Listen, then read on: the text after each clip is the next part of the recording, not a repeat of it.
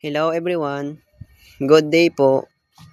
So for today, magbibigay lang po ako ng quick inventory update natin, sir.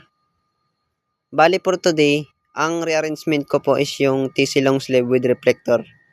With inventory na din po yan, sir. Bali sa small po, sir, critical stocks po ako dyan sa gray. Tsaka sa red. Navy blue.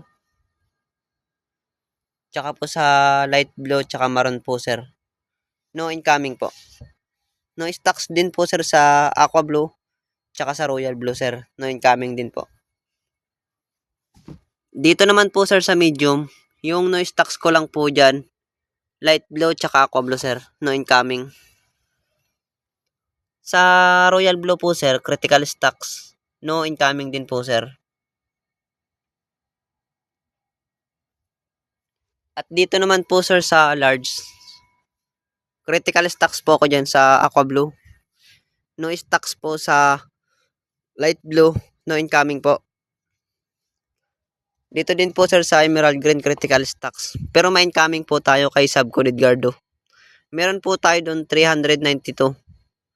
Sa red naman po, critical stocks pero may incoming po kay Sabcon Edgardo. Meron po tayong 216. Sa maroon po, critical stocks din po, sir, tsaka sa black. No incoming po.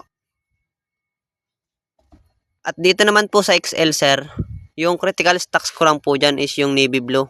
Pero may incoming po, sir, kay Sabcon Junel. Meron po tayong 151. At dito naman po sa red, sir, no stocks na po tayo. Pero meron po tayong incoming kay Sabcon Edgardo. Meron po tayong 216 na red XL.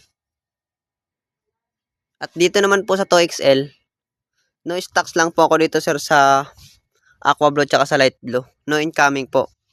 Sa black naman po, sir, bali wala po akong naload kasi po hindi pa po naka individual plastic. Pero may stocks po tayo, sir. Meron po tayong 90.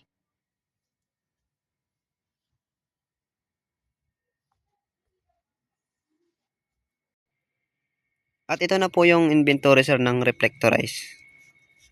Accurate na din po to, sir, sa system.